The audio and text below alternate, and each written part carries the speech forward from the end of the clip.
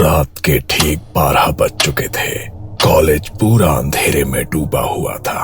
पुरानी लाइब्रेरी के दरवाजे के सामने 4 परछाइयां खड़ी थी। दरवाजा खोलते ही सड़ी हुई किताबों की गंध और नमी भरी हवा बाहर आई। ये जगह बहुत समय से बंद है, पर ऐसा लगता है कोई यहाँ आता है। ईएमएफ मीटर अचानक तेज आवाज करने लगा। टिक टिक टिक। सर, ये तो अभी शुरू हुआ है। हाँ, और ये सिर्फ शुरुआत है। कॉलेज के सीनियर्स नए स्टूडेंट्स को समझा रहे थे। एक नियम याद रखना, 3rd फ्लोर वाली लाइब्रेरी के पास मत जाना। दिन में भी नहीं और रात में तो भूल कर भी नहीं। क्यों? वहाँ कोई है। ना कोई नोटिस, ना कोई चेतावनी बोर्ड, बस डर जो हर साल पिछली बैच से अगली को सौंप दिया जाता था। कुछ लड़कियों ने एक दूसरे का हाथ कसकर पकड़ लिया। सबके चेहरों पर बस डर का भाव था, पर उसी भीड़ में अभय सबको देख रहा था। वो डरा नहीं, बस सोच रहा था। अभय की आंखों में वो चमक थी जो डर से नहीं, जिज्ञासा से पैदा होती है। अगर सच में वहाँ कुछ है तो आज तक किसी ने पता क्यों नहीं लगाया? क्योंकि लोग डरते हैं अभय, डरने की वजह से सवाल नहीं करते। पर डर से सच तो नहीं बदल जाता सिमरन। अभय ऐसा नहीं था कि उसे डर लगता ही नहीं, वो बचपन से ही डर को जानता था। उसके दादा पंडित हरिश्चंद्र वर्मा गांव के तांत्रिक थे। रात में अभय उनके पास बैठा कहानियां सुनता रहता। हर परछाई भूत नहीं होती और हर डर झूठ नहीं। अभय ने गांव की औरतों को झाड़ फूंक के बाद सांस लेते देखा था। कई लोगों को उसके दादाजी ने बचाया था, लेकिन वक्त के साथ दादाजी चले गए और कहानियां बस कहानियां बन गई। पर अभय के लिए वो सब अब भी सवाल थी। कुछ दिन बाद कॉलेज कैंटीन में 4 दोस्त बैठे थे। यार, उस लाइब्रेरी की बात मत छेड़, वरना रात को नींद नहीं आएगी। सीनियर्स बेवकूफ नहीं होते अभय, कुछ तो हुआ होगा। हाँ, कुछ हुआ होगा, इसीलिए तो जानना जरूरी है। और अगर सच में कुछ हुआ तो हम जानेंगे और उस पर यकीन कर लेंगे, पर कम से कम हमें सच्चाई तो पता चलेगी। लेकिन वो तीनों अब भी डरे हुए थे। तब अभय ने अपने बचपन की बातें बतानी शुरू की। मेरे दादा तांत्रिक थे, उन्होंने मुझे सिखाया था डर से पहले समझ जरूरी है। पर अगर वो आत्मा हुई तो भी वो वहाँ किसी वजह से रुकी होगी। कोई अधूरी बात, कोई अधूरा सच। धीरे धीरे तीनों का डर सवालों में बदलने लगा। अगर हम सिर्फ देखने जाएं तो? दिन में नहीं, रात में ही जाना होगा, क्योंकि दिन में हमें वहाँ कोई देख सकता है और हम प्रिंसिपल और टीचर्स की परमिशन लेकर जाएंगे। और वहीं उन्होंने सच पता लगाने का फैसला किया। अगले दिन चारों सीधे कॉलेज के प्रशासनिक भवन पहुंचे। वहां दीवारों पर बीते वर्षों की तस्वीरें, कमरे में कॉलेज के प्रिंसिपल डॉक्टर शर्मा और 2 सीनियर टीचर्स बैठे थे। हाँ बोलिए, क्या बात है? सर, हम 3rd फ्लोर वाली लाइब्रेरी के बारे में बात करना चाहते हैं। वही लाइब्रेरी? सर, कॉलेज में पहले से डर फैला हुआ है। हर साल सीनियर्स नए स्टूडेंट्स को डराते हैं। अगर हम सच जान ले तो शायद कोई हल निकल सके, या ये भी पता चल सके कि वहाँ सच में कुछ है भी या नहीं। तुम लोग यहाँ पढ़ने आए हो, राह से खोजने नहीं। लेकिन सर, अगर वहाँ सच में कुछ हुआ है? बस उस जगह को छेड़ना पूरे कॉलेज के लिए खतरा है।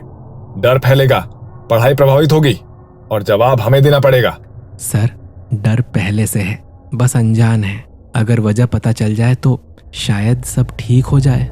नहीं अभय, कुछ सवालों के जवाब नहीं होते हैं। प्रिंसिपल कुछ पल चुप रहे, फिर धीरे से बोले, तुम्हें एक बात बताता हूँ जिसके बाद तुम ये ख्याल शायद खुद छोड़ दोगे। करीब 12 साल पहले एक जूनियर लाइब्रेरियन था, शेखर को रात की शिफ्ट मिली थी। एक सुबह वो लाइब्रेरी के अंदर बेहोश मिला। आंखें खुली थी पर बोल नहीं पा रहा था। फिर रात को जब वो लाइब्रेरी में अकेला था, किसी ने उसका नाम लेकर बुलाया। चारों की सांसें थोड़ी तेज हो गई। इस हादसे के कुछ ही हफ्तों बाद उसने नौकरी छोड़ दी। कहता था कि वो मुझे पढ़ते हुए देखती रहती है। उस दिन के बाद से लाइब्रेरी बंद कर दी गई है। तुम चारों को मैं आखिरी बार कह रहा हूँ कि इससे दूर रहो, वरना अनुशासनात्मक कार्रवाई होगी। चारों चुपचाप कमरे से बाहर निकले। अब क्या? अब हम वो करेंगे जो हमें करना है। अगर कॉलेज मना कर रहा है तो सच्चाई चुपके से सामने लाई जाएगी। कॉलेज की मनाही के कुछ ही दिनों बाद एक रात जब पूरा कैंपस सो चुका था, एक काली कार कॉलेज के पिछले गेट पर रुकी। कार से उतरे डॉक्टर सिद्धार्थ मेहता। लाइब्रेरी यही है? हाँ सर, जिस जगह से सब डरते हैं। तो फिर डर को काम पर लगाते हैं।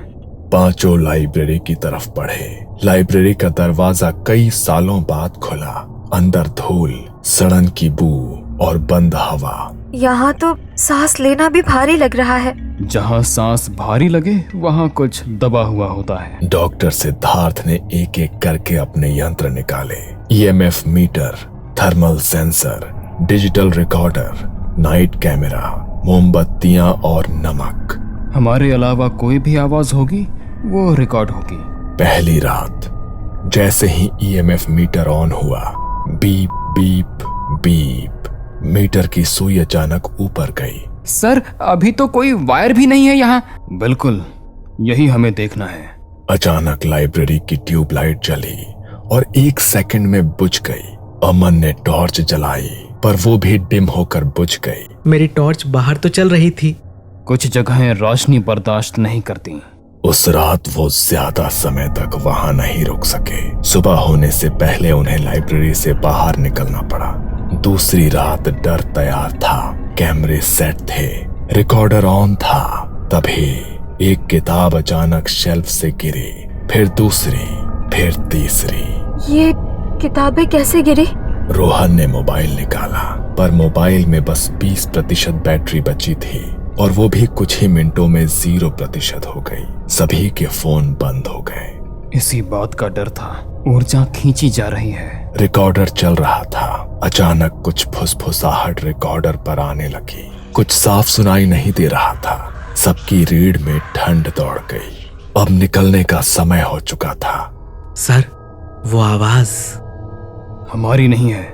तीसरी रात कुछ बदल गया। जब वो लाइब्रेरी के पास गए तब दरवाजा खुला था। वो अंदर घुसे तो लाइब्रेरी में सब चीजें बिखरी पड़ी थी। टेबल, कुर्सियां, किताबें सब जमीन पर पड़ी थी। सिद्धार्थ ने ईएमएफ मीटर और रिकॉर्डर सेट किया पर आज दोनों यंत्रों में ज्यादा हलचल थी। इसके अलावा पांचों को ऐसा महसूस हो रहा था कि कोई आसपास घूम रहा है। उन्हें ठंडी हवा लग रही थी और उनके रोंगटे खड़े हो रहे थे। ये आत्मा आज कुछ ज्यादा ही सक्रिय हो गई है। वो हमें उसकी मौजूदगी बता रही है। मतलब? तीसरे दिन वो वहां ज्यादा देर तक रुक नहीं पाए। अगले दिन से कॉलेज में अजीब होने लगा। क्लासरूम में आखिरी बेंच पर कोई बैठा दिखा। वॉशरूम में बंद दरवाजे के पीछे किसी के चलने की आवाज हुई। कैंपस में रात को किसी लड़की के रोने जैसी आवाजें आने लगी। हॉस्टल की खिड़की में कोई खड़ी परछाई दिखाई देने लगी। स्टूडेंट्स की टीचर्स और प्रिंसिपल को शिकायतें जाने लगी। डर अब छुप नहीं रहा था। कॉलेज प्रशासन ने चारों को फिर बुलाया।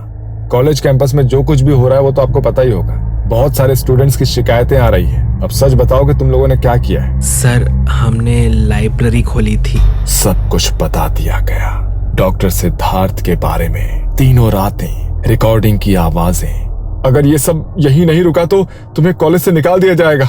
जो कुछ चल रहा है उससे बच्चों की जान को खतरा है। अगर कुछ हुआ तो उसके जिम्मेदार आप लोग होंगे। डर अब लाइब्रेरी की दीवारों से बाहर निकल चुका था। कैंपस में हर जगह किसी की मौजूदगी महसूस होने लगी थी। कॉलेज प्रशासन डॉक्टर सिद्धार्थ को फिर बुलाता है। डॉक्टर, अब इसे रोका कैसे जाए? इसे रोकने से पहले समझा जाना चाहिए। मुझे एक तांत्रिक के बारे में पता है, सत्यदेव बाबा। अगर कोई इस आत्मा की सच्चाई जान सकता है तो वही है। अगले दिन सुबह सुबह सिद्धार्थ बाबा को लेकर प्रिंसिपल के ऑफिस आए।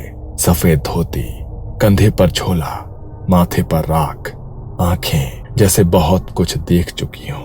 आत्मा डरी नहीं है, वो नाराज है। ये सुनते ही प्रिंसिपल के हाथ कांप गए। बाबा सबसे पहले सीधे 3rd फ्लोर लाइब्रेरी की ओर गए। लाइब्रेरी का दरवाजा खुला। दरवाजे पर पहुंचते ही वो रुक गए। यहीं से शुरू हुआ था। उन्होंने जमीन पर नमक की रेखा खींची, मोमबत्तियां जलाई और आंखें बंद कर ली। पूरा कमरा अचानक ठंडा हो गया। डॉक्टर सिद्धार्थ का ईएमएफ मीटर फिर तेजी से बजने लगा।